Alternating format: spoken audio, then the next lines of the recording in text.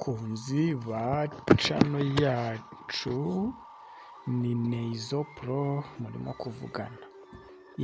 Ndashimira abantu bakomeje kunyandikira bambwira ko ndimo ndabigisha neza uko bakoresha Kinemaster. Nawe nimba ari ubwa mbere urebye ino video, kino ni igice cya gatatu cya video zacu zigisha Kinemaster. So byaba byiza uje hano muri description ukarebamo izindi video ebyiri zatambutse ukabanza ukazireba mbere yuko ureba kino gice cya gatatu. Ikindi niba utarakora subscribe, byaba byiza ukoze subscribe kuko niho uraza kuzajya ukurikira n'ibindi bintu byinshi cyane tugenda tukwigisha. Iyo ubushije twarebye ibintu bitandukanye, ngira ngo abarebye video zatambutse mwarabibonye. Ubu ngubu tugiye kureba ibintu bitandukanye, tugiye kureba icyo bita chroma key. Chroma key ni iki? Abantu mukoresha Adobe Premiere muzi neza ko chroma key ibaho. Abantu baba bari gukora live mukoresheje OBS muzi neza ko dukoresha chroma key tugakora live twashyizeho background inyuma yacu. So abantu mukeneye ko kuziga gukoresha OBS nabwo muzanyandikira bikeneye nzayibigishe kuko nayo ikora live neza cyane. So kano kanya tugiye kurebera hamwe what is chroma key. Chroma key ni iki, ijyaho gute? Tugiye kurebera hamwe ibintu bijyanye n'ama chroma key. So tukiri aha ngaha reka tumere nk'abatangiye tuze tuvuge duti dufite ino background yacu y'umukara. Noneho murabizi neza ko muri video hari igihazamo akantu ko kuvuga ngo kora subscribe. Turaza hano dushyireho layer. Murabizi ko twize ukuntu bashyiraho layer. Niturangiza tuze turebe ahantu hari akantu kacu twa downloadings. Nenda nubikenera uze kujya kuri YouTube wandikemo subscribe chroma key. Ntidupureyinga kano kantu urabona ko karaza ngo kora subscribe, ariko byaba byageze gute byakingirije video yacu? Wenda reka nshyireho video nibyo bintu biraza koroha. Ndaza hano ndebe video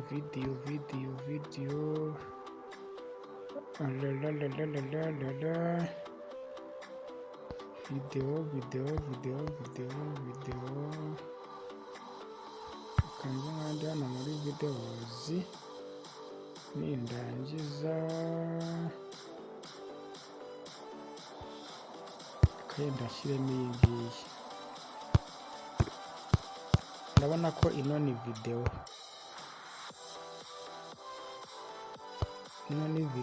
Reka mbanze muri playing. Niyo nkanze gutya urabona ko video irimo irapureyinga hagatazamo akantu kuvuga ngo kora subscribe. Urabona ko gahise gakingiriza video, kandi twe ntabwo dushaka ko gakingiriza video. Nta kindi kintu tubigenza, twaza tugafate wenda tubanze tugakropinge, nibyo byaba byiza. Ushobora no kugakropinga uku nguku nabwo ugapureyinga, ariko urabona ko n'ubundi karacyakingirije. So icyo dukora turaza tugakandeho, tuze hano hantu handitse chroma key. Sinzi nimba uri kuhabona. Kenda nongere mashyireho agafresh kugira ngo urebe. Dore ni hano hantu hari akantu ka chroma key. Aka chroma key nugakandaho uraza kubona hano hantu hari ukore kuri kano ka enable. Dukore kuri kano ka enable. Nitumara gukora kuri kano kantu ka enable, dushobora kuza tukareba ukuntu turi bwamareho ikintu gisa n'icyatsi kibisi. Twarangiza tukaza tugakora OK. Ahangaha ho kuri V tukavivura. Bivuga ngo kano gashusho kacu niko dufite, dushobora kukagira gatoya cyangwa kanini. Twarangiza tugapureyinga video, tukayipureyinga hagatazamo ngo kora subscribe. Kugira ngo urabibona ko twashyizeho akantu ko gukora subscribe. Aka kantu ugashyira aho ushaka, icyo cyiza cyabyo. Kora subscribe, ushobora kukagira gatoya cyane cyangwa se ukakigira kinini, kidependizi ni uko ubishaka. Warangiza ukaza rero tukaba tugiye kugashyira hano, ukaza ugapureyinga. Kora subscribe. Noneho tuzipoze se ko gashyize mu masegonda ya mbere, ni gute nagashyira no mu yandi masegonda? Uraza ukagafata ugakanda hano hari uturongo dutatu, ngira ngo twarabyize. Hano hari utudomo dutatu, ugakandaho ugahita ukora ijambo bita duplicate, kugira ngo urimo uraribona ahangaha duplicate. Nyuma yo gukora duplicate kagahita kazamo inshuro ebyiri, tugahita tugafata tukavuga tugacomeke hano. Tuvuga ngo umuntu uri bwa playing video yawe ntaza akagira hano hahita hazamo ka kaboro kavuga ngo kora subscribe.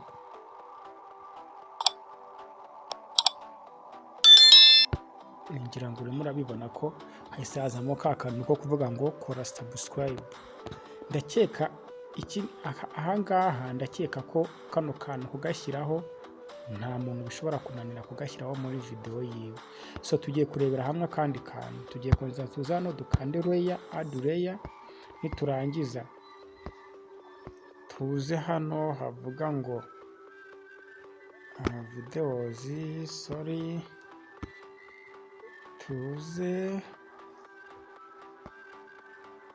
tuze muri camera, where is camera?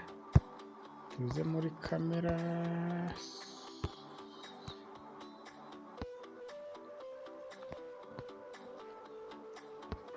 so tuze hano muri camera. Niturangiza tuze turebeho video irimo hano.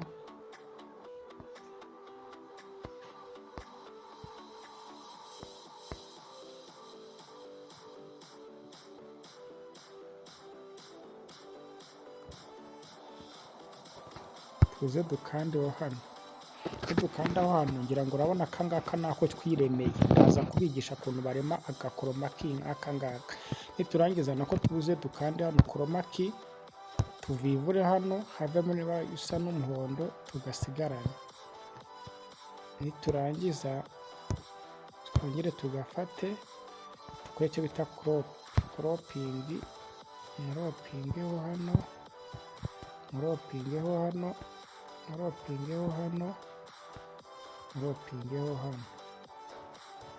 Nagira ngo revi indangiza nkazane nashyiremo hano, nindangiza playing.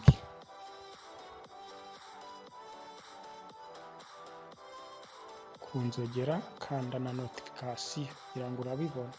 Noneho kano kantu ko nanashyizemo icyo bita televiziyo.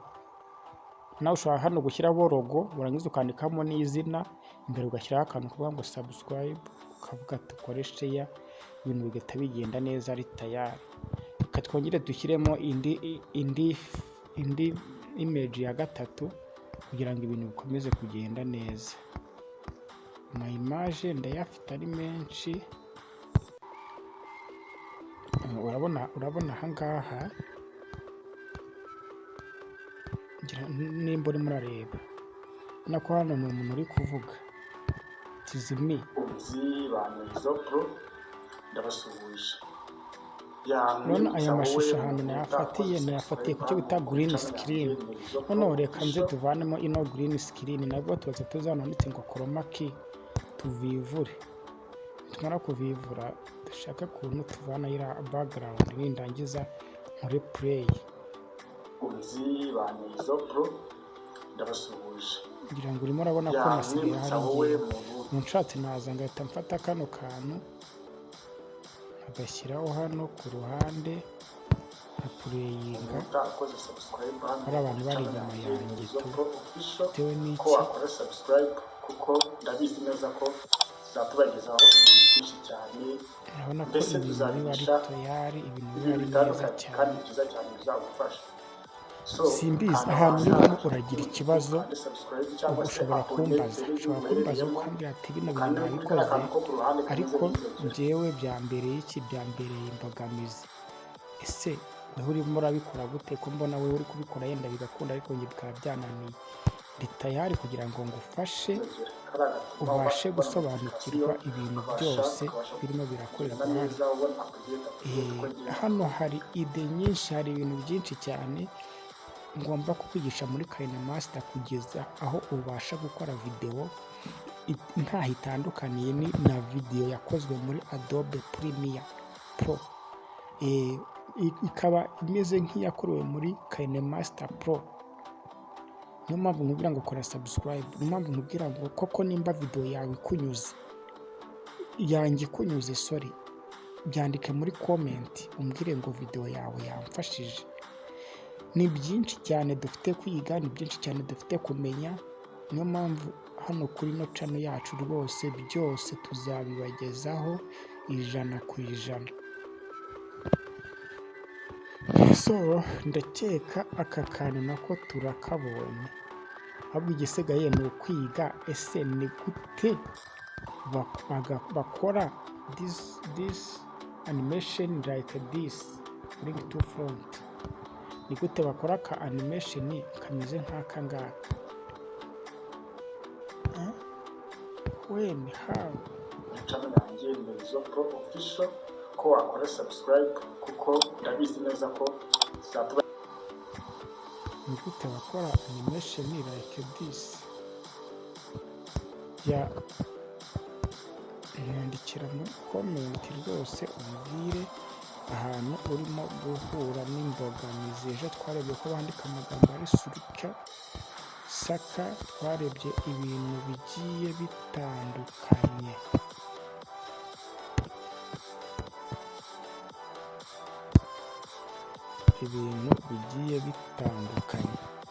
So mu byo naberetse ntabwo naberetse ukuntu bakora export kugira ngo ubashe gukora export video maze kuyisoza neza. Uraza ugakanda aha hantu hari akantu kameze nka share, ugakanda. Iyo ugakanzeho bakwereka ibyo bita resolution na frame rate. Resolution rero ni aka kantu kabanza, kano kantu kabanza kavuga ibijyanye na resolution.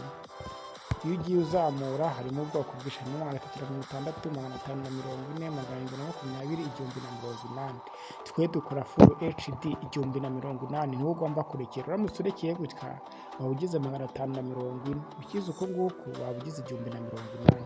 Noneho nyuma yaho hakaza icyo bita frame rate. Kano ka frame rate, kano kantu ka frame rate rero nabwo ni ubwoko bwinshi: 12, 15, cinematic. It is better to use cyane. Ubundi frame rate nujya no kuri Adobe Premiere uzasanga ahenshi bakunda gukoresha 29 n'ibice 9. 29 n'ibice 9 cyangwa se 29, twebwe tuhita dufata nk'aho ari 30. Twavuga ko frame rate yacu igomba kuba ari 30. Hano aha ngaha hari icyo bita, hano hari ikintu bita bitrate. Bitrate rero uko wongera bitrate niko video igira icyo bita size nini. Ngira ngo urabyumva. Nimba yenda yari kubifite nka megabyte imwe, ugasanga igize nka megabyte ebyiri, cyangwa se nimba yari kubifite nka gigabyte imwe, ugasanga igira gigabyte zingahe. Uko wongera frame rate cyangwa bitrate niko ubuhaye video size nini. So it is better to use bitrate byibuze nka 7.6 megapixel. Byibuze iyi ngiyi niyo ari nziza. Kano kaboro nugakuruka kazana aha ngaha uzaba ugeze bitrate nini, ariko it is better to use 7.6. Iyo ngiyo rwose ibihagije, 7.6 bihagije. Iyo bitrate bihagije. Warangiza uhitamo bitrate ukaza gukora hano handitse ijambo export. Ukanze kuri export bihita bigenda uko nguko video igatangira iki-exportinga nyine. Kano kaboro karaza paka kuzuye. Iyo kuzuye video ibibaye exported ukajya cancelinga kuko ntabwo nshaka ku exporting. then yamara kuba exported ukayaploadinga hantu wagenye kuyishyira. So ndakeka ibi ngibi mbigishije ushobora gukora video ukayeditinga ukayisohora ikaza iri full HD imeze neza. Noneho mu buryo bwo kwadingamo voice yawe record, iyo ugiye gushyiramo record ya voice yawe n'ubundi uraza ugakanda ahangaha voice tugiye kuri recording, ukanda ahangaha wamara kwakanda ukaza ukavuga ati abakunzi ba Nziza Pro ndabasuhuje, iyi ni channel yacu mukunda cyane mwakunze cyane inyuraho video nyinshi cyane z'ibyegeranyo, niyo mpamvu nkubwira ngo kora subscribe kugira ngo tujye tubana neza. So ubu kano kanya tugiye kwigira hamwe ibintu bijyanye na Kinemaster, aho uzajya ubasha gukurikira Kinemaster neza cyane, ukabasha kwiga ukabasha kumenya ubumenyi butandukanye, warangiza ukaza gutukana hano hantu n'ubundi handitse ijambo stop. Ahangaha hari ka stop, ubwo urangije kuri recording ukakanda stop. Iyo urangije ubwo bivuga ngo record yawe yabaye save. Reka tuze turebe record yacu turecordinze ahantu ibaye saved. Record yacu ibaye saved hehera.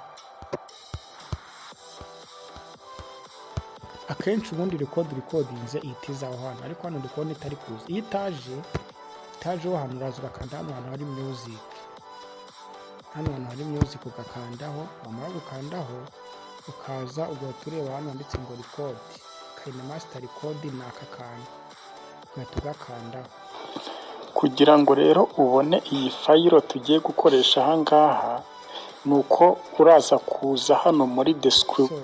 Ubwo rero ubugize gute ubonye ya voice yawe ya recordings, ahangaha nyine uba ugiye gushyiraho audio isanzwe ukayishyiraho. So ibintu rero biroroshye, ibintu bimeze neza. Abantu twabanye twiga Kinemaster mwarakoze gukurikira, ndabizi neza ko ibintu ari wane, ndabizi neza ko ibintu ari neza ari fresh. So munyandikire muri comment ahantu mwahuye n'imbogamizi, kandi ni ibintu byinshi cyane tuzabagezaho kuri channel yacu. Niyo mpamvu nyine ugomba kugumaho. Ya bye bye, yari Nziza Pro, ndabemera bimwe bya danje.